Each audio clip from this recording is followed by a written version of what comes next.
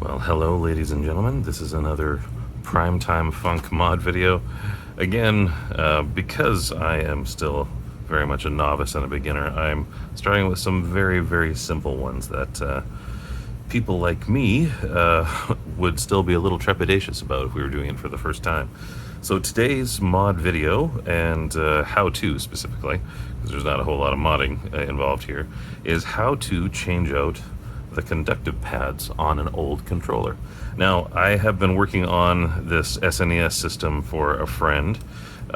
It's a very generous person who gifted me a couple of Game Boys recently, and the only favor that he asked was if I could help him restore his old SNES back to close to its original fighting shape. So what I did is I've actually already done retrobrighting and restored this one largely to its original coloring. But when putting it back together, I realized that the conductive pads in here, I put them in properly, but they are just thrashed. Like there's no actual action happening there. The only direction that actually really presses and isn't just like a dull thud is down. So that would be quite the gaming session. And Pride states that I'm not going to let this thing leave my my desk without actually having some actual travel on those conductive pads. Now, I recently got some conductive pads off of eBay from a good seller. I ended up buying another set after the first one came, and they were awesome, for my Super Famicom controllers. One second, I'll show you those. So this is an authentic Japanese Super Famicom controller. I actually got it with the authentic Japanese Super Famicom that came directly from Japan a little while ago. I got myself an EverDrive for that one and have hooked it up to a high-grade CRT, and I'm absolutely loving it. The only thing is I've got some kits coming for these guys, both of the original controllers that came with it, to turn them into wireless, and I have some 8BitDo wireless controllers that I'm using with an adapter on my Super Famicom already, so these are just going to sit. So what I decided to do is I'm going to take out the new conductive pads that I already installed in here and transplant it into the Super NES controller, and then when I give it back, he's actually going to have some nice controller action to be able to sit down and play right away, because when you get it back and it's new, you're definitely going to want to sit down and play. So I'm going to show you how to open this guy up, show you what all the innards look like. It's simpler than you think. And then I'm going to swap out the conductive pads in here, and then wait for the new ones to come off of eBay. So yeah, here we go. So I guess first off, we've got our concave buttons, our regular buttons, our left and right trigger. I might actually give these guys a bit of a sun treatment as well. I didn't really realize when I was putting it back together they were kind of yellowed. So that could be a fashion statement, or we could just actually, while I'm doing the rest of the system, put those back out in the sun for a bit. So you don't need any fancy tri-wing screwdrivers. This one just takes a standard Phillips head and a little bit of elbow grease. So I've recently already taken this apart and put it back together, so this shouldn't be too difficult. I don't really have any worries about stripping the screws. As always, the magnetic spots on my soldering cutting mat are invaluable. So the moment I get these out of there, I'm going to make sure that I don't end up accidentally smacking these onto the floor and madly having to search for them. Which still happens about once a night, I'm not going to lie. Even with the pad and the magnetic parts and stuff like that, every once in a while, just these big fingers will drop a tiny screw and spend 15 minutes with my phone light searching for them. So the first time I did this, I was just scared, especially because the controllers had come all the way from Japan, and I'm like, don't screw this up, Jared. You can't do this again. That was a one-time price. Once in a lifetime. But this is pretty simple. So we've got some Phillips head screws, keep them magnetized, and now we pull off the back. Now this is pretty cool. The original PCB is pretty neat. And now if you take a quick look in here, these are for the triggers. So this is where the travel on the triggers comes from. So these are actually still half decent. The conductive pads are completely worn away or trashed on there. Now, some of the things you may want to take off before, you know, they accidentally pop off all by themselves. These are some little metal bars that hold the triggers in place, so you may want to take those and put them somewhere safe. The first time I took apart one of these, I accidentally popped one of them off, and again had to search for it for 15 minutes, cursing. And I will set these triggers aside, and now just gently, these were made tough, like they're built to last. So as you can see, it's just kind of threaded through and it comes out the top there. So just gently pull away, and then again, this just gently pulls away as well. There's just some different contact points where it's sitting on there. So as you can see, we have the, now the funny part is that the original, like the travel on the buttons wasn't half bad, but it's just, yeah, on the D-pad it was just terrible. So if we take this apart, so we've got our start select, that's not bad. If you take a look closely on any of these, normally there's supposed to be like some grooves on these little black pads, and that's actually like what adheres and sticks and gives it the click that you're supposed to get. But these ones are all worn completely smooth, because this is, I'm the first person to ever open this up by far. These ones, again, worn pretty smooth, but they were still working, so I can't fault them that. And then this one, oh yeah, like a couple of these are just broken. Yeah, I didn't even notice that when I was just kind of like rinsing them before, because I was trying to be ginger with them, but that is not going to give you good results. So that's going garbage. Strangely, since these other ones are kind of working, I'm a bit of a hoarder these days with this stuff. So I'm going to find a little baggie, put them in there, and label it, because if I ever need like an extra one, these aren't bad. And the reason I'm being, you know, I'm actually putting all this aside is because the kits that I ordered off of eBay come with all of these in there. So when I get them, I'm not going to use any of the old parts. I'm just going to put all the new stuff. And so what I'm going to be doing is taking the new pads, again, out of my Super Famicom controllers, because I just replaced those ones recently, but haven't used them. They're just going to be sitting in the box until the wireless upgrades come. So I may as well actually have somebody get some use out of them. So, and the only piece that I'm going to flat out toss is this one, because ya basic. Okay. Now for the other pieces, I've actually already taken this apart and cleaned it recently, because I was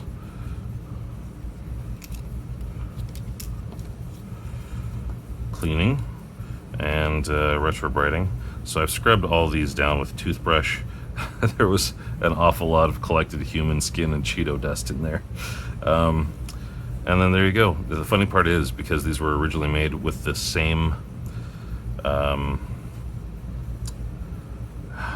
mold as the ones for the Super Famicom, inside they actually even say like red, blue, green, and yellow. And then right beside it, it says like purple and lavender. So it kind of tells you where you need to be. So the concave ones are the X and Y, and the rounded darker purple are the A and B, as you will have seen.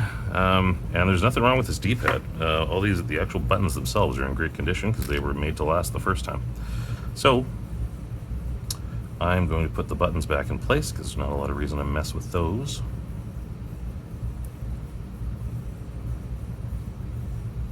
So again, we're doing the X and Y, or the concave ones.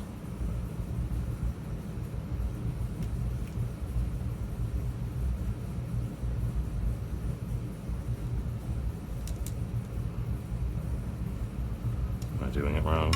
I might be doing it wrong.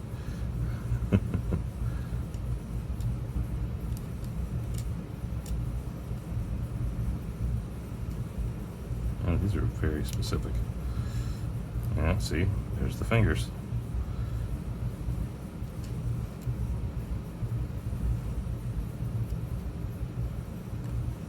There we go. Yeah, each of these is molded very specifically. Like every single one of these, there's no uniformity to them. So this one only fits in that spot, and this one only fits in this spot.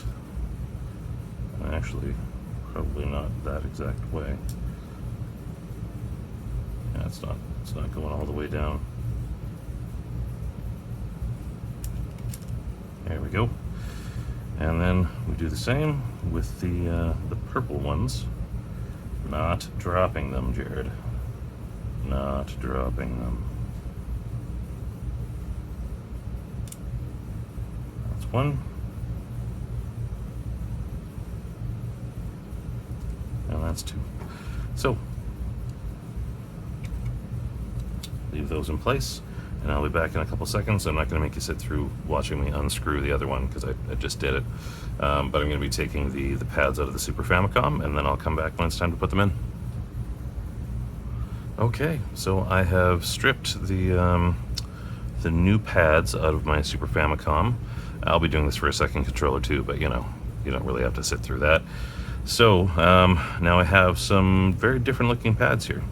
Time has marched on. People have found new and interesting ways to accomplish what was done with a bit more material before.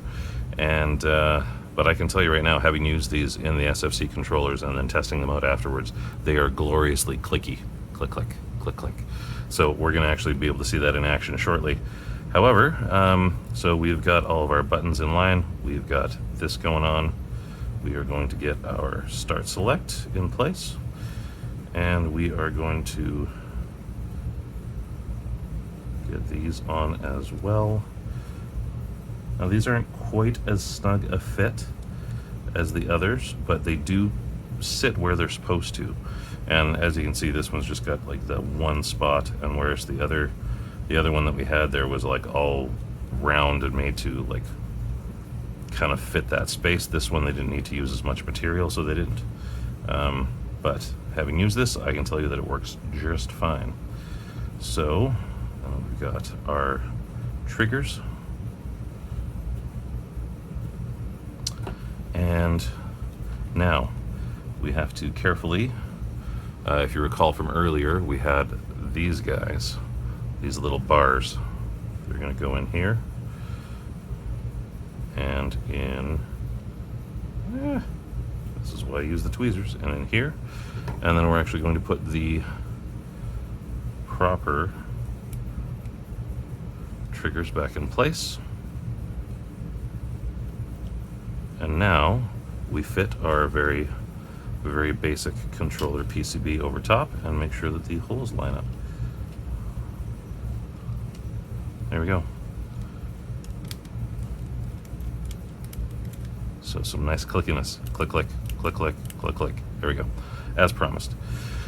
Now let's get our back on, but first we have to make sure that this is actually threaded properly through so it can do controller things.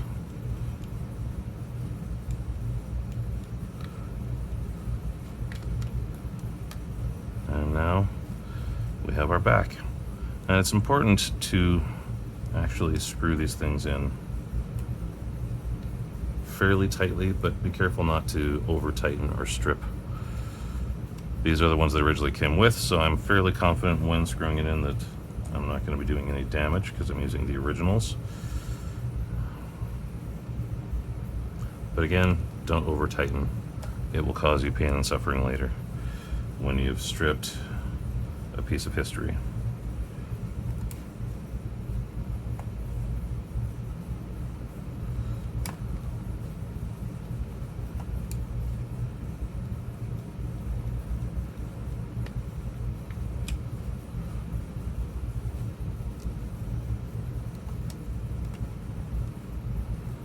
As soon as I'm done putting this together, we're going to do a quick cut to me plugging this in and using it on my Super Famicom system and seeing how nicely it responds.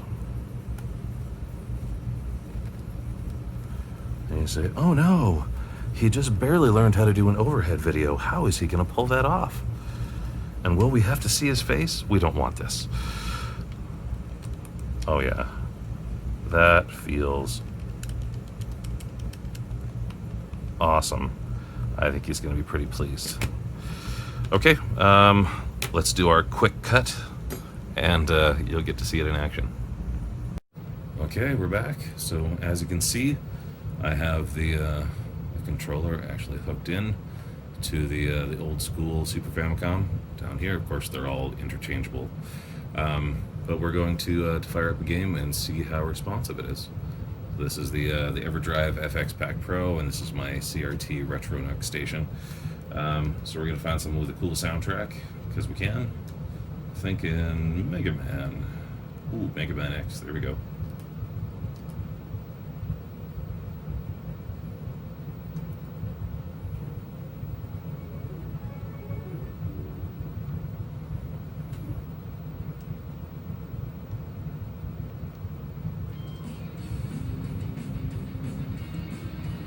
I don't know if you hear that rockin' soundtrack, but that's pretty sweet.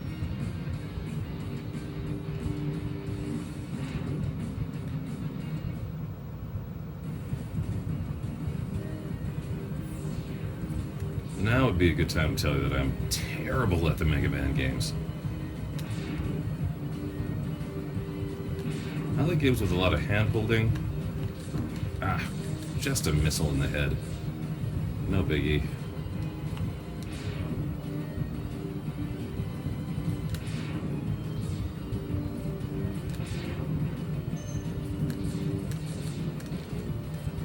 Watch as I let them destroy the street. Yeah, so there's some really awesome travel. This thing feels great. So I'm just going to go ahead and do it to a second one, but I don't need you guys to sit through that. So once again, if you like what you see, go ahead and subscribe. I'm going to keep on putting out some very simple videos for simple mods, and eventually work my way up to more complex things. A lot of these mods I've already done once before, and so the second time around, when I actually kind of know what I'm doing, I'm actually putting out the video. So I am still very much a beginner, and I want to make videos for beginners. I have finally figured out how to do some of this stuff right, so I'm going to see if I can share that knowledge and help out some other people who are where I was just a few short months ago. So thanks a lot, and hope you tune in next time.